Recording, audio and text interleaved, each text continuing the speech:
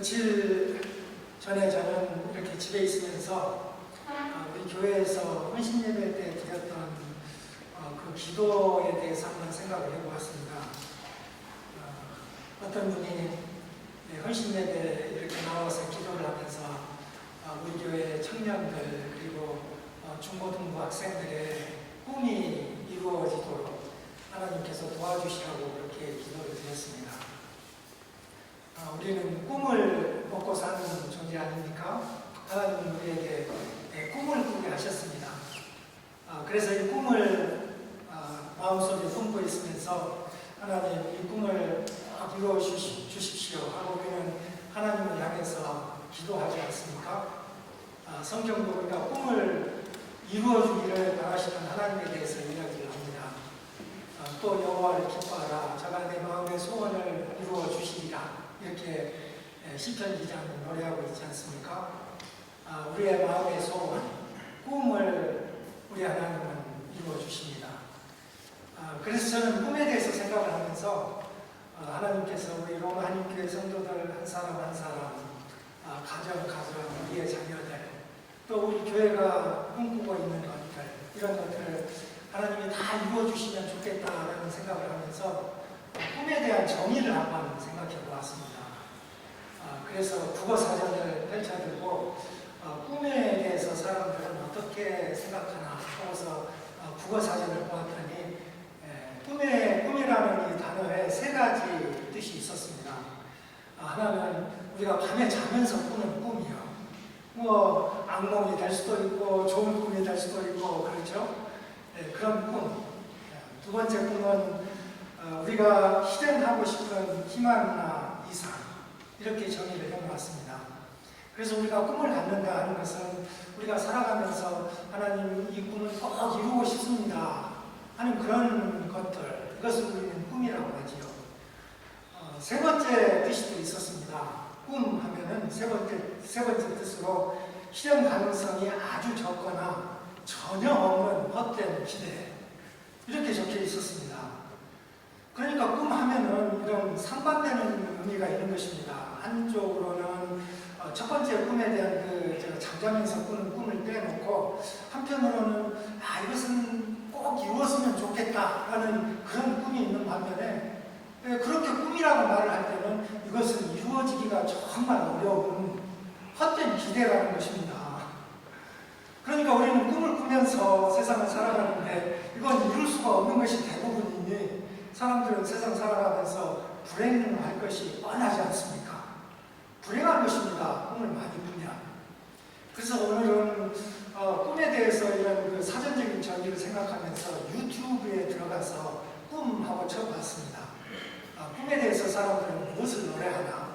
꿈에 대해서 사람들은 무슨 이야기를 하나? 하고서 유튜브에 가서 꿈하고 쳐봤더니 정말 많은 내용들이 나와 있었습니다. 그래서 제목들을 쭉 보다가 어느 스님이 꿈에 대해서 한 이야기를 제가 한번 들어보았습니다. 10분이 좀 넘어가는 그런 내용인데 이 스님은 이 팔로워들이라고 하나요? 그런 것 같아요.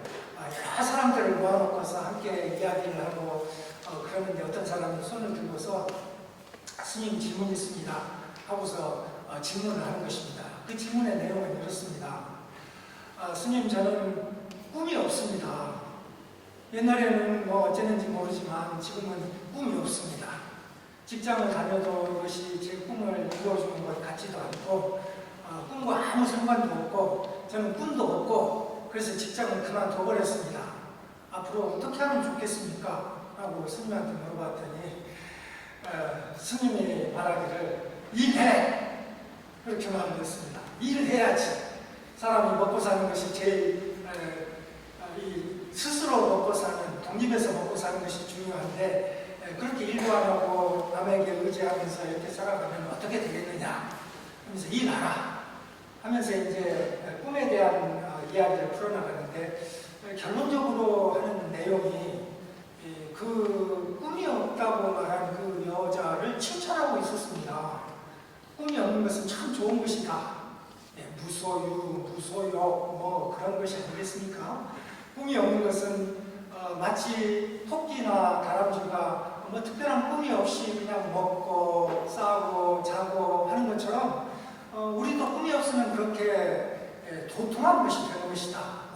당신은 참 이 좋은 상태에 있는데 그걸 모른다. 이런 이야기를 하는 것을 제가 들어봤습니다. 궁금하면 가서 또 한번 여러분 유튜브에 가서 한번 들어보셔도 좋습니다. 그런데 우리 하나님은 꿈에 대해서 달리 이야기를 하십니다. 요엘서 2장에 보면은 하나님께서 말세에 세상 만민에게 하나님의 영을 부어주신다고 하면서 하나님께서 하나님의 영을 만민에게 부어주시면 나이 든 사람도 젊은 사람도 장래일을 말하고 미래를 보고 꿈을 꾸고 이상을 보고 환상을 보고 그런다고 했거든요.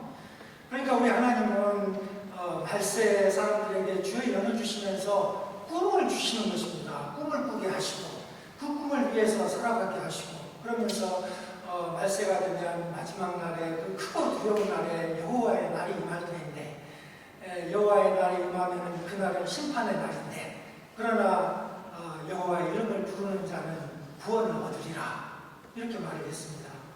그러니까 요엘서에서 말하는 하나님이 우리에게 주시는 꿈은 성령 받는 것을 말하고 있는 것입니다. 우리가 성령을 받으면 우리는 미래를 꿈꾸고 장래일을 바라보면서 그것을 추구하면서 살아가는데 그 꿈은 하나님이 이 세상에 개입하셔서 하나님 나라를 온전히 이루는 그 날을 우리의 꿈으로 알고 살아가라는 것입니다. 그러면서 그 꿈을 꾸는 자는 여호와의 이름을 부르라고 말을 하고 있지 않습니까? 여호와의 이름을 부르는 자는 구원을 얻으리라 했으니 하나님이 우리에게 주시는 꿈은 이 땅에 살아가면서 성령 받는 꿈을 가지고 있는 것입니다. 성령을 받으면 우리는 장래일을 생각하게 되고 먼 미래, 영원한 미래, 새하늘과 새 땅을 바라보면서 그 날을 바라보면서 우리는 이 세상에서 여호와의 이름을 부르고 그리고 다른 사람들에게 우리 다 함께 여호와의 이름을 부르자. 그러면 구원을 얻는다. 이것이 복이 되는 개인, 복이 되는 사람, 복이 되는 교회가 해야 되는 일을 가르치고 있는 것입니다. 저는 여러분들이 꿈을 이루었으면 좋겠습니다. 그런데 여러분들 무슨 꿈을 꾸고 계십니까?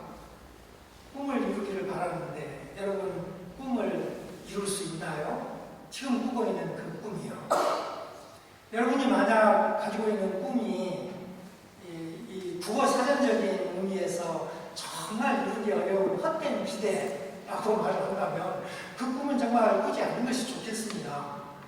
그런 꿈을 가지고 있다면 우리는 다른 방향으로 생각해서 하나님이 나를 위해 가지고 계신 꿈은 무엇일까 생각하면서 하나님이 우리에게 주신 그 꿈을 꾸면서 그 꿈의 실현을 위해서 하나님의 도움을 구하고 하나님과 동행하면서 살아가는 것이 복된 삶이라고 말할 수 있습니다.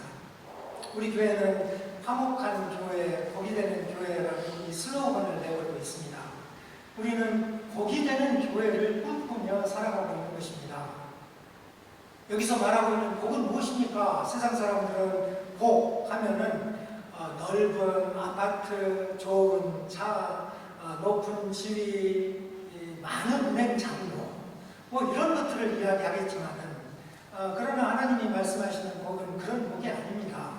갈라디아서 3장에 보면은 창세기에 나오는 복에 대한 이야기를 하면서 하나님은 창세기에서 아브라함을 부르시면서 내가 네게 복을 주리니 너는 세상에서 복이 되라 라고 말씀하지 않았습니까? 하나님은 태초에 또 사람을 만드시고 복을 주셨다고 했습니다. 하나님의 형상으로 만드시고 복을 주시면서 생육하고 번성하라 땅에 충만하라 이렇게 말씀하지 않았습니까? 그래서 우리는 요즘 창세기 통독을 하고 있는데 창세기에서 말하고 있는 이 복은 무슨 복이냐 하면 성령 받는 것을 가르치고 있는 것입니다. 갈라디아서 3장에 보면 이 아브라함에게 약속한 이 복은 성령의 약속이라고 했습니다.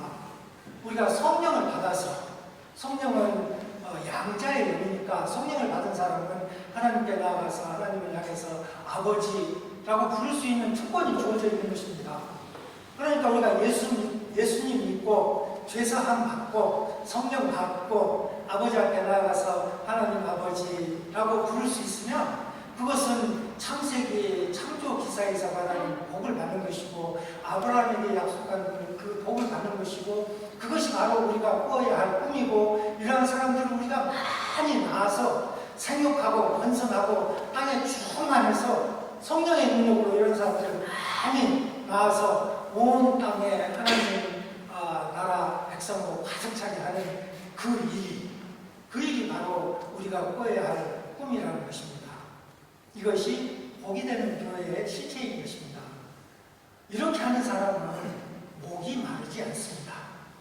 예수께서 말씀하시기를 세상이 주는 물을 마시는 자마다 다시 목 마르려니와 내가 주는 생수를 먹는 자는 다시 목마르지 아니하려니 그 배에서 솟아나는 생수가 되리라고 하지 않았습니까? 그래서 이 생수는 성령을 가리키고 있다고 했습니다. 그래서 우리는 이 땅에 살면서 성령 받는 꿈에 대해서 그래서 복이 되는 교회를 이루는 그 꿈을 꾸면서 살아가야 되겠습니다. 오늘 우리는 사도행전 6장 1절부터 10절까지 읽었습니다. 이 이야기는 여러분들이 잘 아는 이야기일 것입니다. 교회 구제를 잘못해가지고 문제가 생기고 말았습니다. 교회 구제를 잘못해서 문제가 생기고 사람들이 서로 원망하게 되었는데 그때 사도들이 말하기를 야 우리가 이렇게 하면 안 되겠다. 이 사도들이 이 식탁 접대를 하고 있으니 식탁 접대를 하고 있으니 제가 말을 수정했습니다. 식탁 접대 나가 아니고요. 식탁 접대를 하고 있으니 얼마나 중요한 일인데요. 먹고 사는데 그 하나님 우리에게 시키신 일인 것입니다. 식탁 접대를 하고 있으니 우리가 말씀을 가르치지 못하고 기도를 하지 못하고 있구나. 우리가 일을 분담해서 하자. 다 중요한 일이니까 일을 분담해서 하면 그러면은 성령과 지혜가 충만한 사람을 뽑아주면 우리는 사도들은 말씀과 기도 사역을 하면서 이 하나님이 내게 맡기신 일을 잘 할 수 있겠다. 교회가 복이 되는 교회를 만들 수 있겠다. 그런 뜻으로 이렇게 제안을 한 것입니다. 그랬더니 이 제자들이 그 말을 좋게 생각했습니다. 이거 참 좋은 말씀이다. 우리 사도들의 말씀대로 일꾼을 뽑자.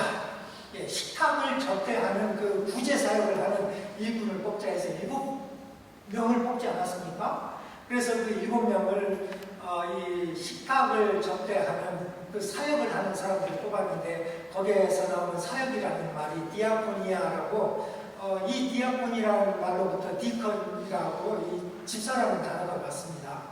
그래서 이 구절을 보면서 이것이 7 집사를 뽑은 집사 직분의 유래가 되었나 보다 이렇게 생각을 하고 합니다. 그래서 이렇게 7명의 일꾼을 뽑아서 7명에게 이 일을 맡겼더니 그 사람들이 그 일을 하면서 사도들은 말씀을 가르치면서 말씀이 더욱 왕성하게 되고 그래서 많은 제자들이 생기고 이 당시에 정말 예수 믿기 어려운 사람 제사장의 무리까지도 이 도에 복종하니라 라는 그런 말이 나와 있습니다. 우리가 다 아는 이야기입니다. 그런데 이 이야기를 통해서 결과적으로 나오는 일은 선교 사역이 시작되고 있는 것입니다. 8절, 9절, 10절에 보면은 그 7 일꾼 중에 한 사람으로 뽑혔던 스데반이 성령이 충만해서 그 사람은 교회 밖으로 나아가서 복음을 전한 내용이 나옵니다. 복음을 전하고 말씀을 전하고 그래서 이 선교 사역이 시작되는 것을 보게 되는 것입니다. 이 이야기를 통해서 우리는 여러 가지 교훈을 받을 수가 있습니다. 재정에 관한 것이니까 재정부에서 교훈을 받을 수도 있고 또 재정을 쓰고 있는 여러 부서의 부장님들이 또 교훈을 받을 수도 있고 이 총무부라고 했는데 여기에는 교회 행정에 대한 이야기도 나오니까 교회 행정에 대한 교훈도 받을 수 있고 우리는 복이 되는 교회로서 선교의 일을 하고 있으니까 선교에 대한 교훈도 받을 수가 있는 것입니다. 그래 우리는 이 이야기를 보면서 다 아는 이 이야기를 보면서 우리 교회의 입장과 비추어 보면서 우리는 이런 교훈을 받아야 되겠구나. 복이 되는 교회가 되기 위해서는 이렇게 해야 되겠구나 라는 교훈을 받을 수가 있는 것입니다. 오늘 설교의 제목을 복이 되는 교회를 위한 기획이라고 했는데요. 이 기획이 없으면 목표를 달성할 수가 없습니다. 기획이 계획이라는 말은 어떤 그 일을 꾀하면서 추구하면서 계획을 세우는 것을 말을 하고 있습니다. 그러니까 우리가 복이 되는 교회를 만들려고 하면은 이것을 목표로 삼아서 계획을 세워야 되는 것입니다. 계획을 세운다는 것은 목표 지점을 향해서 트랙을 세워놓고 달리기를 하는 것과 같은데, 이 트랙이 없으면 달리기 선수를 하면서 이 경주자가 트랙을 따라서 달리지 않으면 목표 지점은 저기 있는데 이쪽으로 가기도 하고 이쪽으로 가기도 해가지고 언제 목표 지점에 도달하겠습니까? 그러다가 인생 끝나는 것 아니겠습니까? 인생이 끝나고 나서 하나님 앞에 나아갔을 때 우리 주님께서 저는 목표 지점을 향해서 달려야지 왜 앞을 향해서 달리지 않고 동으로 서로 심지어 뒤를 향해서 달렸느냐? 잘하고 착하고 충성된 종이 돼야지 어찌하여 그렇게 살았느냐 하면 안 되지 않습니까? 그래서 복이 되는 교회를 위한 기획이라는 제목으로 이 이야기에서 한번 교훈을 얻고자 하는 것입니다. 6장 1절에 보면은 이런 내용이 있습니다. 제자들이 더 많아졌습니다. 헬라파 유대인들이 자기의 과부들이 매일의 구제에 빠짐으로 히브리파 사람을 원망하니라고 교회 문제에 대해서 이야기를 하고 있습니다. 재정 문제 때문에 일이 생긴 것 아닙니까? 재정을 잘못 쓴 것입니다. 헌금을 해가지고 헌금을 가지고서 구제 사역을 하는데 이 구제 사역을 담당한 사람이 빵도 준비하고 먹을 것도 준비해가지고 가난한 사람에게 나누어 주는데, 그래서 과부들에게 나누어 주는데 많은 사람만 줬다는 것입니다. 눈에 보이는 사람만.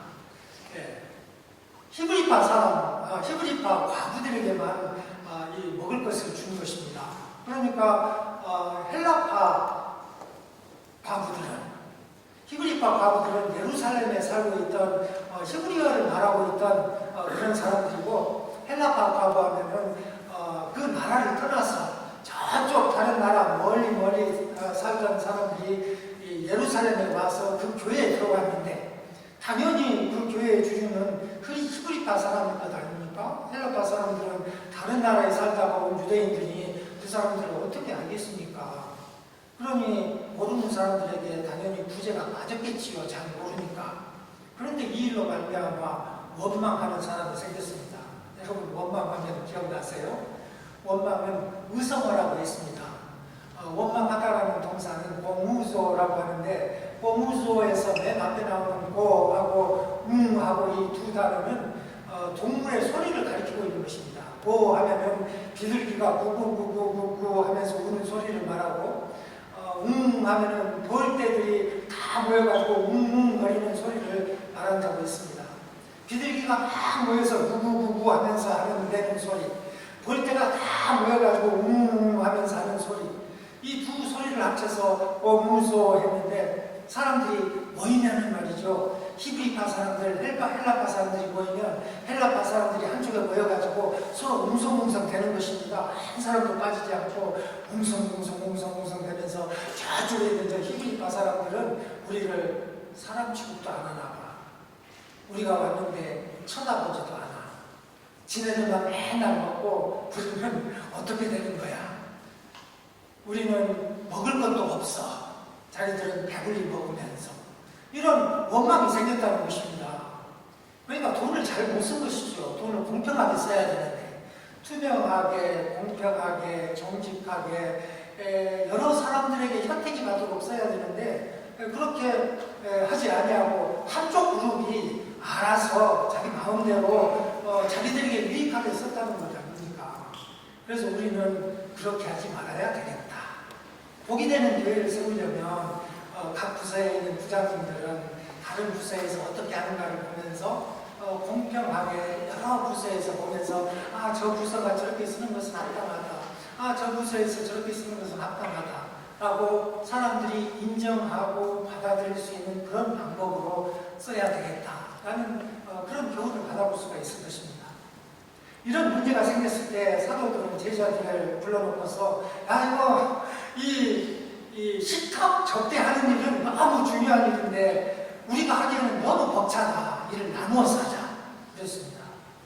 옳은 말 아닙니까?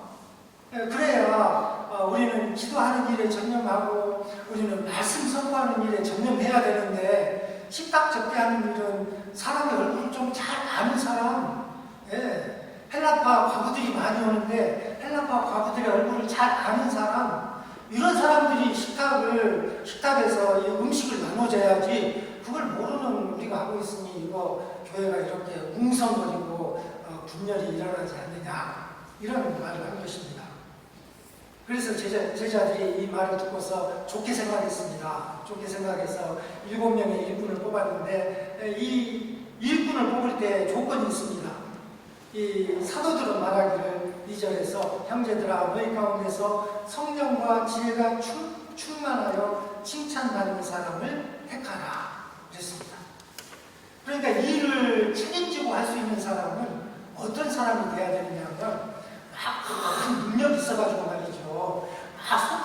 무거운 솥단지도 들고서 막 뛰어다닐 수 있는 그 힘 있는 사람이랄지, 불을 잘 피워가지고 밥을 빨리 할 수 있는 사람이랄지, 그런 사람을 고르는 게 아니고 먼저 고른 사람이 성령과 지혜가 충만한 사람. 그러니까 이 성령과 지혜가 충만하다는 것은 어떤 외적인 행동의 능력이 아니라 내적인 변화가 있는 사람을 가르치고 있는 것입니다. 성령을 받으면은 가장 먼저 변하는 것이 마음이 변하지 않습니까? 오직 성령의 열매는 사랑과 희락과 화평과 오래 참음과 자비와 양선과 충성과 온유와 절제니 하는 이 모든 것들이요 마음에 대해서 가르치고 있는 것입니다. 그러니까 마음이 변화를 가져온 사람, 옛날 가지고 있던 그 육적인 마음을 어떻게 개선하는 것이 아니라 우리에게는 선한 것이 없으니 이러한 것은 다 폐기처분하고 하나님이 주신 새 마음을 가진 이 사람, 이런 사람을 뽑아야 되겠다. 그리고 지혜 있는 사람을 뽑아야 되겠다. 7사람을 뽑아달라 했더니 우리가 이 말을 듣고서 기뻐하면서 믿음과 성령이 충만한 사람을 뽑았습니다. 성령이 충만한 사람, 거기에 믿음이 충만한 사람이라고 했으니 믿음이라는 것은 말이죠, 어려운 일이 있을 때에 굴복하지 않는 그것을 믿음이라고 말합니다. 믿음은 영접하는 자고 그 이름을 믿는 자라고 했으니 주여 내 마음에 오소서 라고서 주님을 내 마음속으로 모시고 그분의 뜻을 따라서 그분의 인도하심을 따라서 그분이 가는 곳으로 가며 그분이 시키는 일을 하면서 어려운 일이 있을 때는 그분에게 의지하면서 주여 내 능력을 안 되오니 주여 능력 주소서 라고 의지하는 그런 사람을 7사람을 뽑았다는 것입니다. 그래서 그 중에 뽑힌 사람이 스데반도 있고 빌립도 있고 그 뒤에 쭉 이야기가 나오는데 이 이름이 나오는데 그 이름들을 보면 이 사람들이 이 7명의 사람을 뽑을 때에 소외받는 그룹을 대변할 수 있는 그런 사람을 뽑았구나 라는 것을 알 수 있는 것입니다. 이 이름들은 헬라파 사람들을 대변할 수 있는 그런 이름들을 가리키고 있습니다. 심지어요 유대교에 입교했던 안디옥 사람 니골라를 택하여 했으니 유대인이 아니었던 사람, 다른 종교를 가지고 있던 사람, 나중에 유대교로 입교해서 온 사람, 그런 사람까지도 뽑았으니 이방 사람들까지도 외국인까지도 다 대변할 수 있는 그런 사람을 뽑아서 이 사람들이 일을 하게 합시다 했던 것입니다. 그러니까 그동안 교회에서 주류로 일을 하고 있던 일꾼들은 옆으로 물러난 것입니다. 우리 때문에 이렇게 교회에 분란이 생겼으니 우리가 물러날 테니 다른 사람들을 다 이렇게 돌볼 수 있는 그런 사람들이 이 책임을 지고서 일을 하도록 합시다. 이렇게 이 공동의 의사, 어떤 의견 일치가 있었다는 것을 말합니다. 우리 교회도 그랬으면 좋겠습니다. 우리 교회 새로운 사람들이 자꾸 오지 않습니까? 축복입니다. 성가대도 이렇게 많아졌네요. 교회가 이렇게 가득 찼습니다. 하나님께서 새 사람들을 보내주신다는 거 아닙니까? 새 사람들을 보내줄 때 이미 있던 우리들이 새 사람들을 보면서 와 너무 기쁘다 하면서 우리 안에 한 사람도 다 받아들이고 말이죠. 공평하게 가정처럼 형제처럼 이렇게 분위기를 만들지 않으면 복이 되는 교회가 될 수 없다는 것입니다. 그러니까 이 트렌드를 잘 지키면서 복이 되는 교회를 만들도록 해야 되겠습니다. 그래서 7사람들을 뽑아서 사도들 앞에서 사도들이 기도하고 그들에게 안수했습니다. 결과적으로 하나님의 말씀이 점점 왕성하게 됐다고 했습니다. 말씀 운동이 일어나고 말이죠. 성령 통독 운동도 일어나고 정말 하나님의 말씀이 그런가? 창세기가 예수님을 말하고 있다는데, 창세기가 교회를 말하고 있다는데, 이 복이 우리 로마 한인교회 성도들을 말하고 있다는데, 아브라함의 복이 바로 나를 가리키고 있다고 그러는데 정말 그러나? 여기 안에는 교회라고 하는 한 단어도 없는데 하면서 생각을 하고 또 생각하고 묵상하고 과연 성경이 그러한가 하는 이 말씀 사역이 점점 왕성하게 된다는 말입니다. 그랬더니 예루살렘에 있는 제자의 수가 더 심히 많아지고, 제자라고 하면은 이런 사람은 제자라고 말합니다.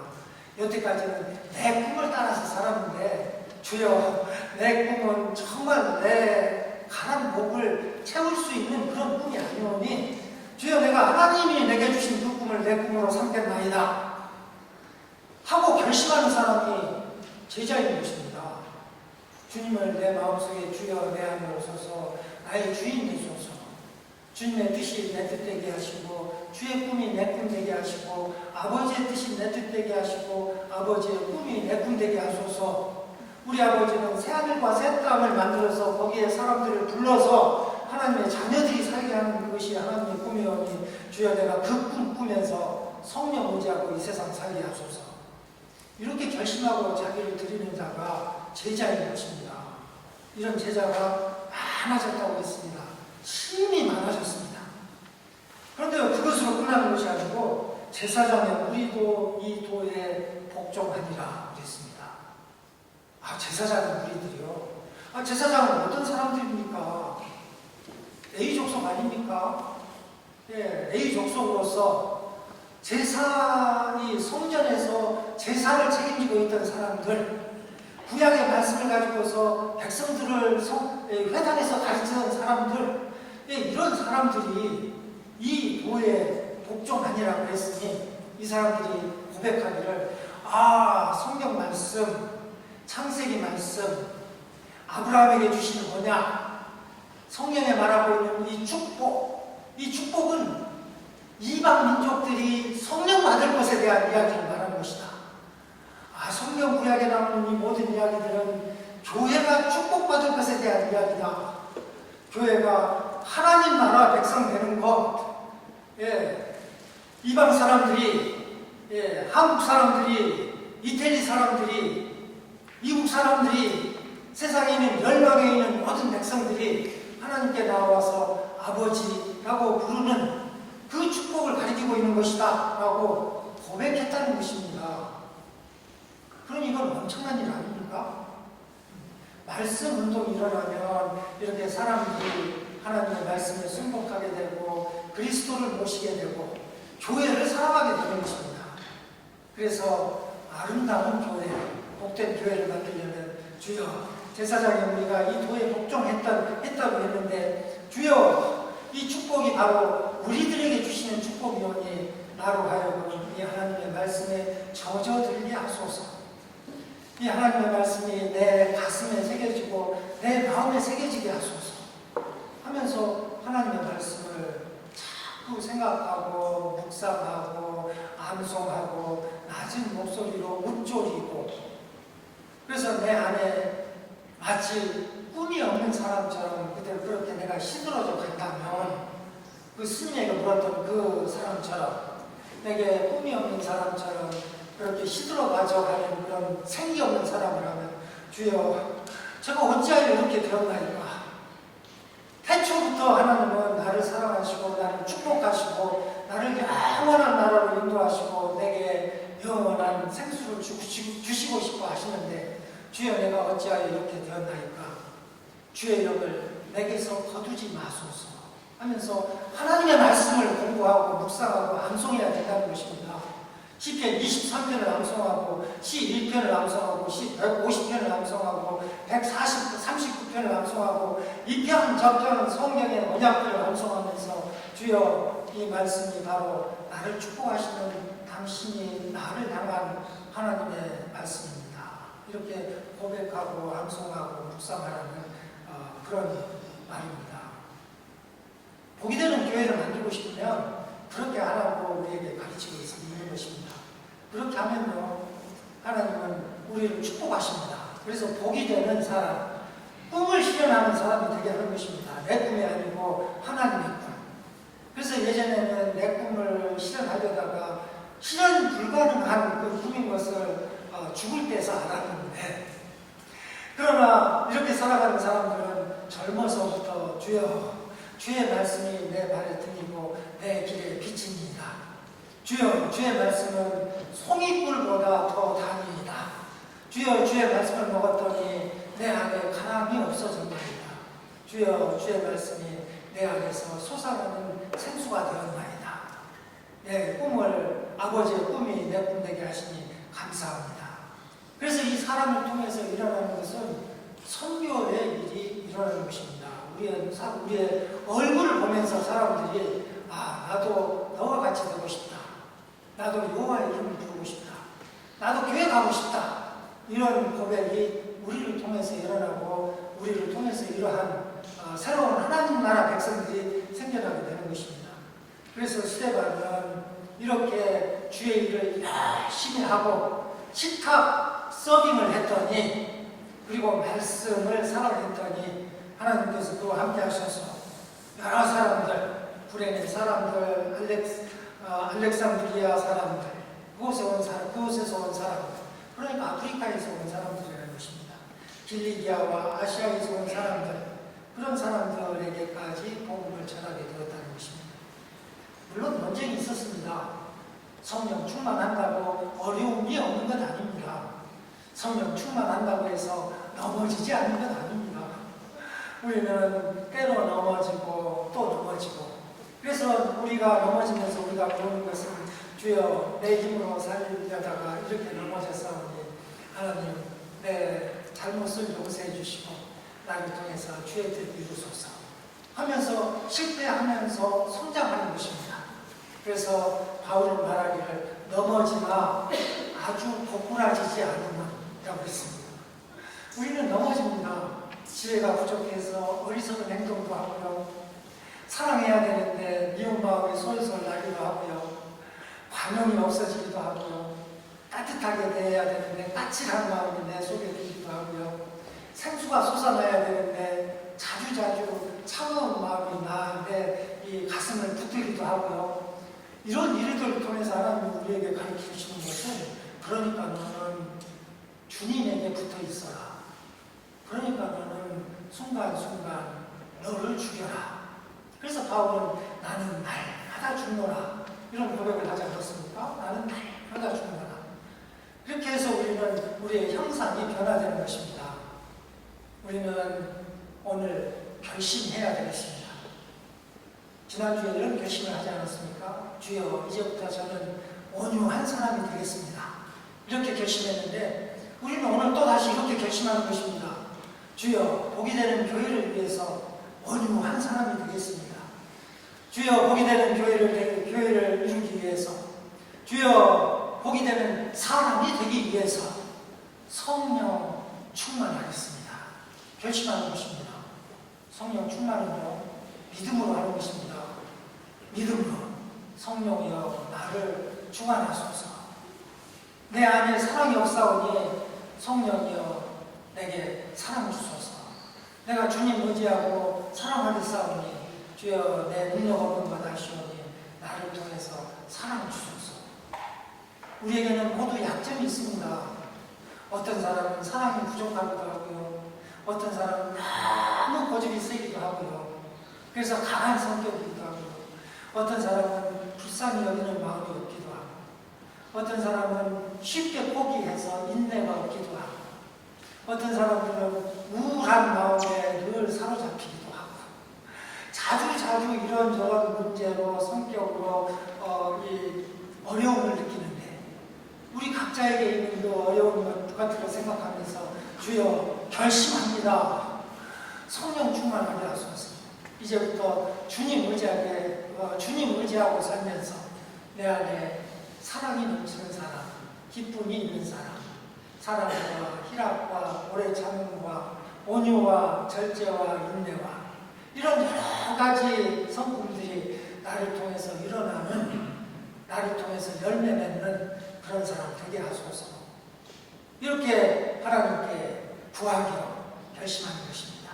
그러면서 말씀을 보면서 이 말씀이 우리에게 주는 그 위로, 그 자신감, 그 확신, 이런 것들이 내 안에 뿌리를 내리도록, 내면화가 되도록 하나님께 요청하는 것입니다. 하나님께 나아가서 약한 점을 하나님께 보여드리면서 주여 내 마음이 이렇게 형편없사오니 주여 이 가시밭과 같은 이 돌밭과 같은 이 마음 하나님을 갈아엎으시고 목통 만들어 주소서. 이렇게 기도하는 여러분들에게 하나님의 크신 은총이 함께 하셔서 복이 되는 교회, 복이 되는 여러분, 꿈을 이루는 여러분이 되시기를 주의 이름으로 축원합니다.